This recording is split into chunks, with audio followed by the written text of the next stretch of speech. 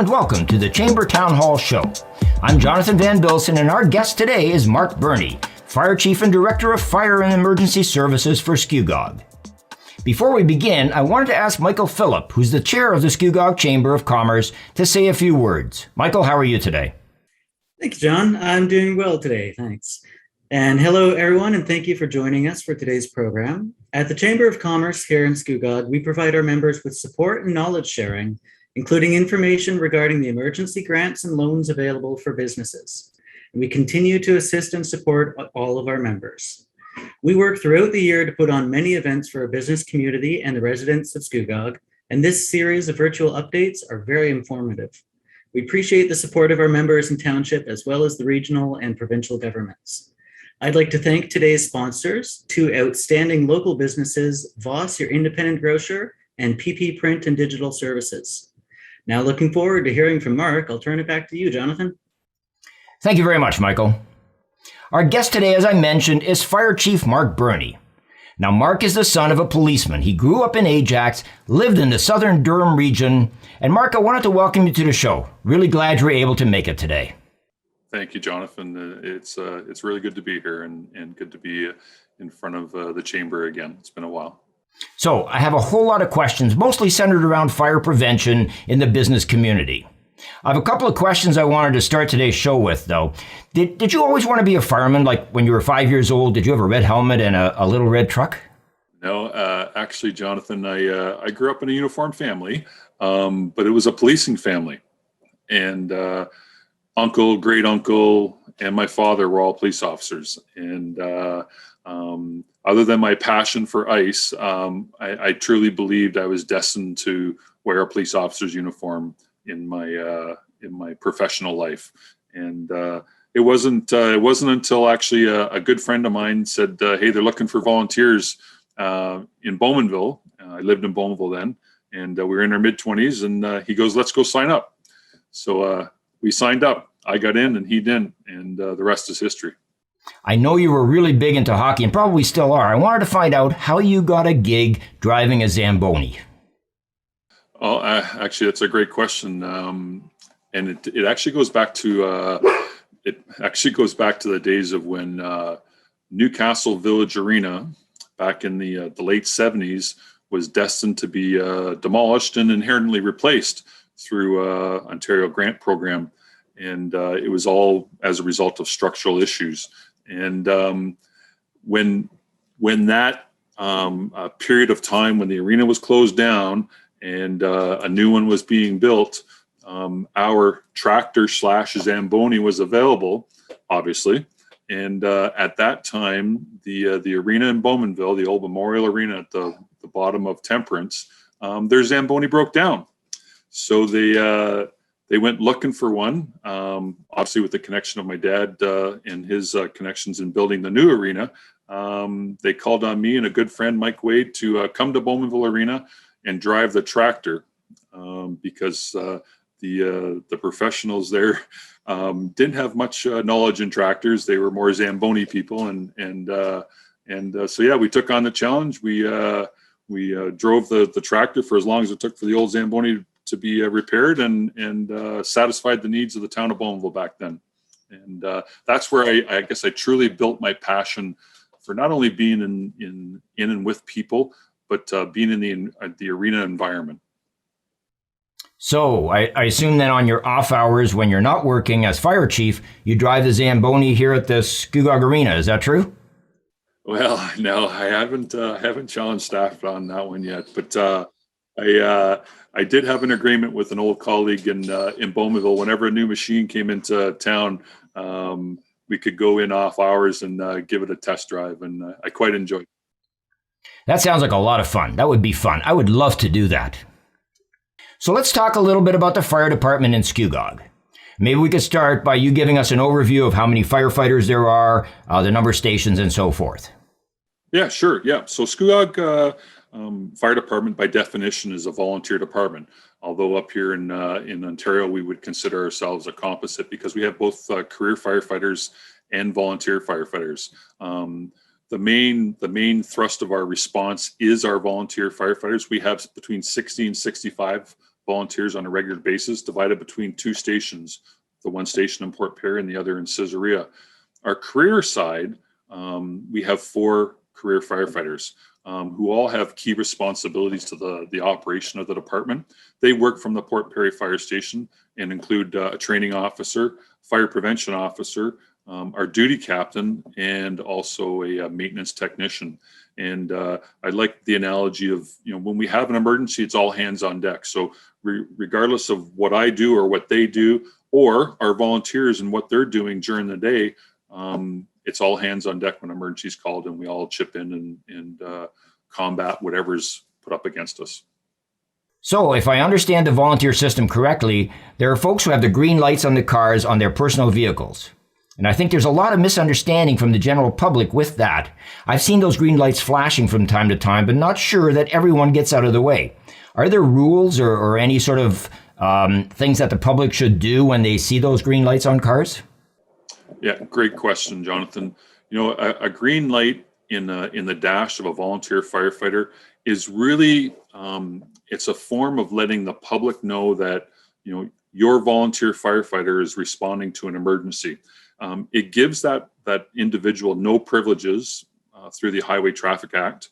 They still have to obey the speed limits, stop sign, traffic light rules, et cetera, But it's just an awareness. It's awareness for the public so that perhaps if they can yield right away to that volunteer firefighter so that they can respond to the fire station, without any interference. That's good to know. And hopefully people will pay attention.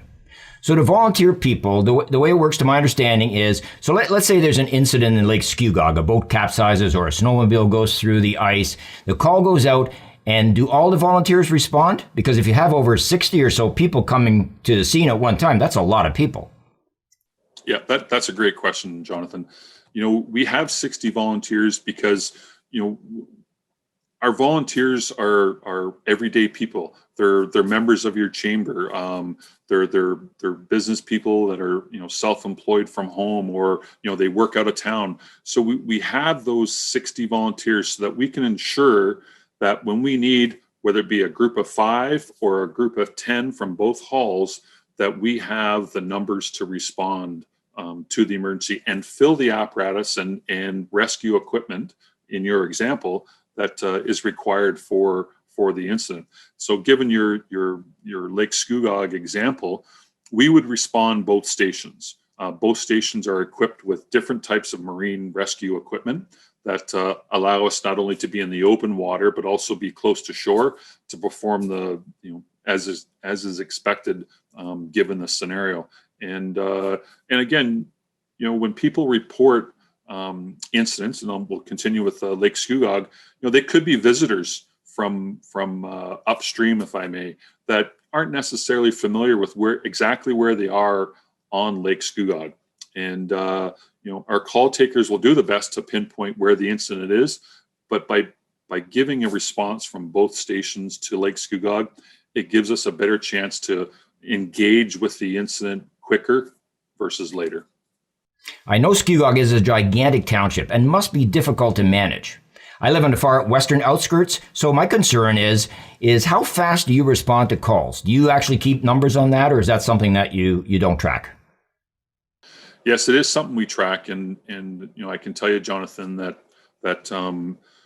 we put a lot of public education energy into our greater distances of Skugog. So the people live on the very extremes of the township, and it's because we do have a long response time. If you think of responding from Port Perry up to View Lake, I mean that could be 12 minutes or 15 minutes if the response is also coming from Port Perry. So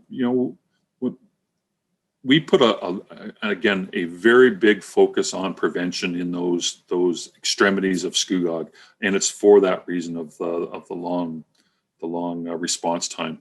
On average, our response time in the more urban areas, say within that the 8 kilometers or 10 kilometers of either station, is on average between 6 and 8 minutes. And again, it depends on the time of day and the response of our volunteers. So, Mark, I was in a situation where someone had an accident. This is about 10 years ago.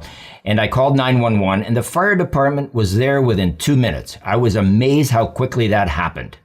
I also learned that when you folks go out and do inspections of buildings, etc., that you actually take the truck with you, so that if an emergency arises, you can simply leave from your current location without having to return to the station. Yes, correct. Yeah. Whenever our group of career people are together and as you said, out doing inspections or prevention or training, they take a truck with them so that they can expedite their response. And fortunately, we have four, and the four are primarily on duty together through the Tuesday, Wednesday, Thursday period of a week. And we wouldn't wait for volunteers if all four were on duty. We would initiate a response as soon as we were alerted of the call type. And how many fire trucks does Skugog have? Well, we have three pumpers. Two are primary pumpers, one out of each station, along with a spare pumper that sits in Port Perry. We have two new tankers, actually, that the oldest one being 2 years old, the newest one being a year old. And there's one in each station. Very fortunate that council supported the purchasing of the new tankers, because it virtually doubled our water capacity on our initial response with our tankers and our pumpers, which allows us to be very aggressive with our fire attacks. And then from there, we have three rescue trucks. Two of them are designed to be our ice water rescue trucks, so they respond out onto Lake Skugog, again from Caesarea and from Port Perry. And then we have a heavy rescue truck that we use primarily for our auto extrication calls, which primarily occur on 7A and 712. But I mean, we do have some on the regional roads, but its primary function is to support a rescue type call. And then we have a utility truck that we use for remote rescue and wildland firefighting. And of course, you have a Dalmatian too, I assume, who rides on top of the truck? No, I'm sorry, we don't. On a serious note, some of the businesses have expressed concern with the outlying areas, that upgrades to infrastructure have not taken place, and we've lost some business opportunities. Are there plans to upgrade some of the areas, like the industrial area off Reed Street, for example? Yeah, no, great question, Jonathan.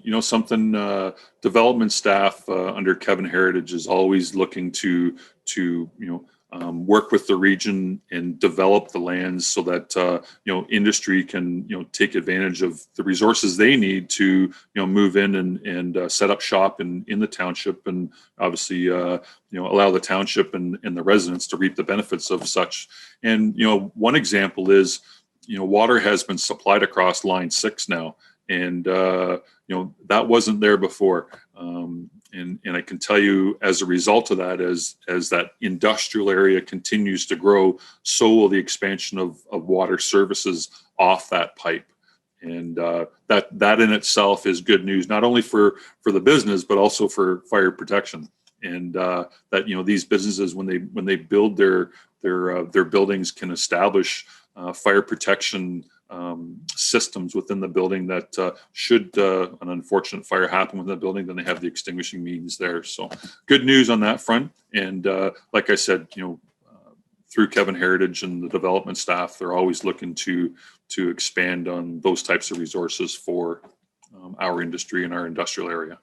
Now, prevention is obviously a major part of this entire process, because as it is with anything, when you're dealing with medicine, with your car, whatever it might be, if you can prevent something from happening, you would. So do companies, are they required to have some sort of policy in place to help with the prevention of fire and emergency situations? Or is that something that's up to the individual companies if they want to do it or not? Well, given the type of occupancy and the type of business that's going on in that building or that establishment, will always dictate the level of protective measures and guidelines and procedures that they'll have in place to ensure that their workplace is safe, not only from fire, but safe from perhaps whatever that building is producing. We're all in the working world, governed by the Occupational Health and Safety Act, and as employers, whether it be at my level or the level of your colleagues in the chamber that own businesses, we have a responsibility to practice good safety measures and ensure the safety of our workers. From a fire safety perspective, there are expectations on buildings and building owners to, when a building's built, as an example, if you were to build a brand new studio and it required fire protection services, the fire protection upgrades, whatever they may be, from sprinkler systems through to early detection and in annunciation type devices, they're built or incorporated into your building using the building code, and the fire code maintains those building features. And we as fire inspectors and fire officers, when we go into a building, we look at both, what is the occupancy, when was it built, and what were the fire protection measures put in place to protect not only the building but also its occupants. And we use the fire code to sustain those fire protective measures, and it could be as simple as a fire exit, Jonathan. And extinguishers and emergency lighting, or as complex as extinguishing systems that are throughout the building because perhaps the building produces or works with a volatile type product. So every business that we visit for an inspection, we work with the business owner and the building owner. We're not there to persecute or cause them any grief. We're there to help them protect their investment and their employees. And again, we work, I would like to think, as partners in ensuring that we have a safe and robust and resilient workplace throughout the township, regardless of what it is and who owns it. So let's say a company has need of an eye washing station because of the nature of the business. So do you folks go out and inspect that on a fairly regular basis, along with everything else, of course? No, those types of requirements would fall under the Ministry of Labor, and depending on the size of the business and the number of employees, they could inherently have their own joint health and safety committee within their business that would help the employer take care of those types of issues, if I could call it that, and ensure that those safety features for the business are replaced and or repaired on a as need basis. And an eye wash station is a great example. How often do your folks go out to inspect premises? Well, I mean, I'd love to be proactive, but we're legislated to take care of our vulnerable occupancies. So we see the 6 occupancies that are in Skug twice a year. From there, we're on a complaint basis versus a proactive basis. Now, with that, there's also the request, right? So there's a lot of businesses that, because of what they do, they're regulated or are required, perhaps for insurance purposes, to be inspected on a regular basis. So we'll work with those people and ensure that their premise is fire safe. Their features are all up to date and compliant, and offer them the endorsement they need to continue to do business. So if I worked for a company, let's say that I know there's a sprinkler head that was smashed by a tow motor, for example, a few months ago, and nothing has been done to replace it, and I'm concerned about coming to work. After I've talked to my superior, would I be in line to contact the fire department? And who do I contact? What do people do if there are issues which they want to report, if it's safety concerns? Yeah, I mean, something, it would be an unfortunate scenario that an employer couldn't couldn't find the time to remedy an issue like that. But yes, something, if employee X has exhausted all of his avenues to remedy the situation at hand, then contacting us, especially with respect to the fire safety features of the building and what have you, 100% we would react. That would be under a complaint basis, and we would do an inspection and work with the property or business owner to remedy the situation and return the safety features to how they should be. So what if there are new businesses and they've just started and are relatively small? How do they go about finding out what all the rules and regulations are and what should be in place? Do they contact your department for guidance? I know you have a fire prevention or prevention officer on site, but what is the process that someone who is relatively small, relatively new, what should they do? 100%, Jonathan. Something we'll work with any new business to help ensure that they're safe and resilient, in particular from fire. But something we have lots of connections in other safety matters in the industry and we can help definitely help a business or property owner, especially the new ones, get established and be in contact with the people that are going to help guide them, to becoming a safe and resilient business. We're all about prevention and education. If I can keep the trucks in the station and send out our staff, and on that note, I got to tell you, Jonathan, we're very fortunate that through the government's grant program, we're actually going to have, on top of Christy, our fire prevention officer, we're going to have 12 new volunteers trained and our career people trained to perform fire inspection functions. So, we're going to have a lot of abilities to help our business world in Skugog, stay safe and stay fire resilient. So it's exciting, very exciting. Wow, that's great news about the 12 people. That's excellent, because part of the question that comes to mind is updates on rules and regulations are not necessarily handed out. Think of a small business and they're working away trying to survive, especially during the pandemic, as best they can. The last thing they're going to think about is, geez, maybe I should sit down and see if I have an updated health and safety regulation. Is there any way, or is there a way for information to become readily available to people? What is the process? Something there's many avenues to obtain that type of information, Jonathan.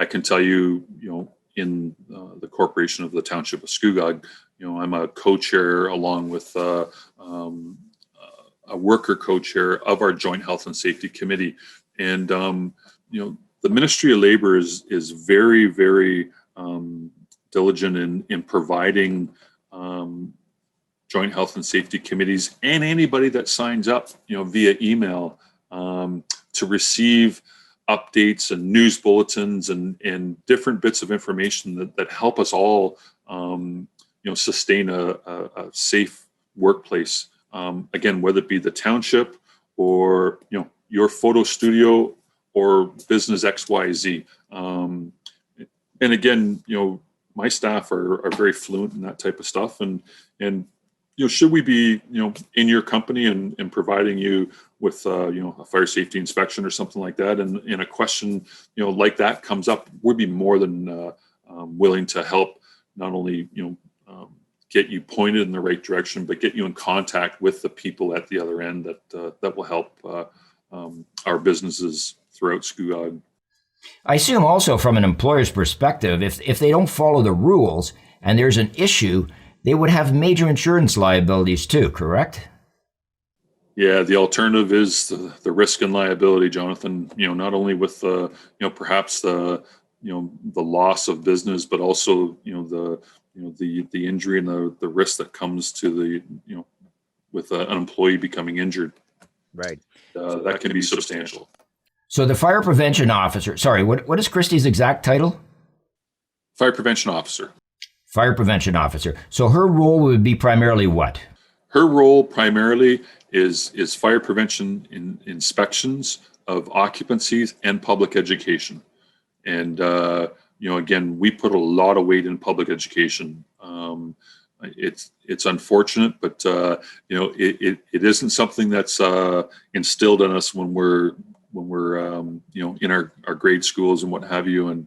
But it does, unfortunately, bite some of us and through our lives.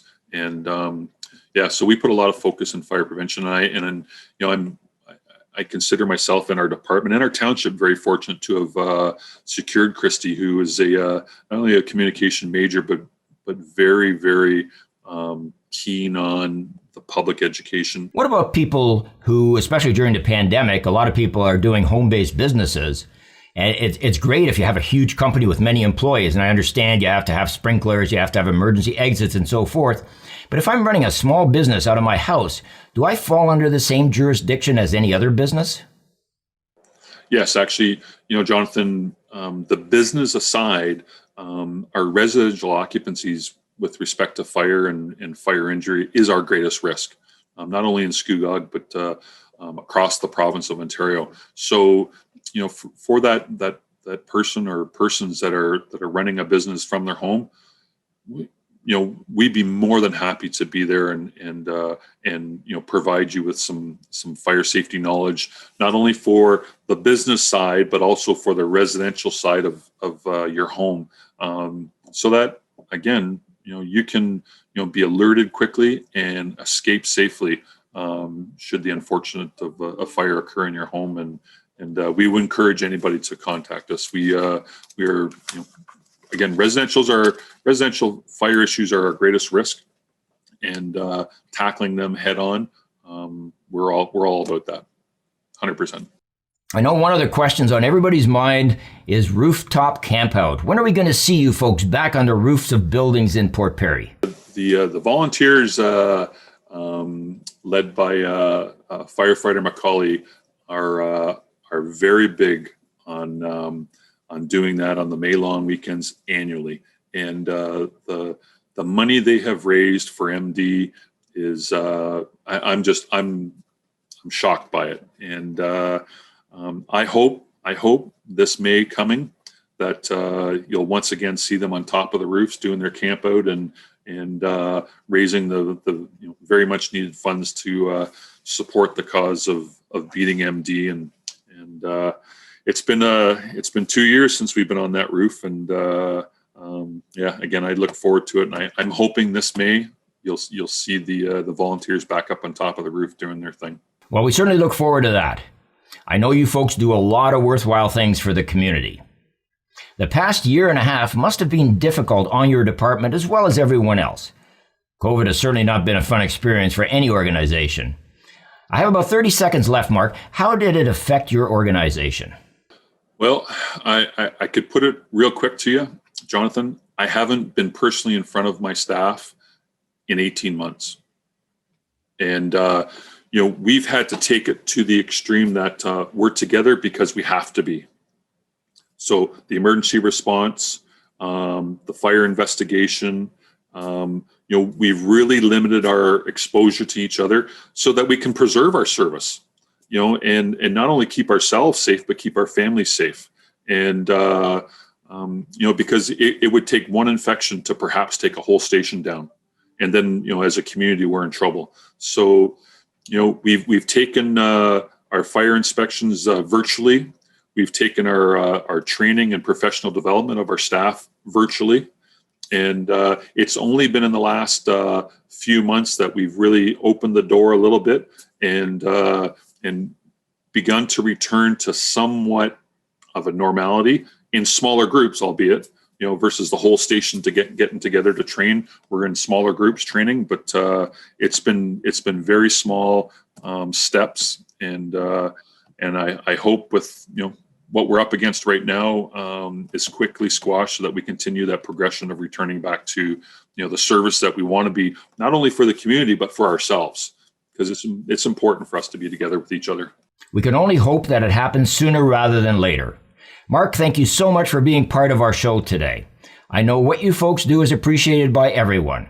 I know you and your team go way beyond what you're supposed to do to keep everybody safe. And if they don't tell you on a regular basis, let me assure you it is very much appreciated. Thank you so much for being our guest today.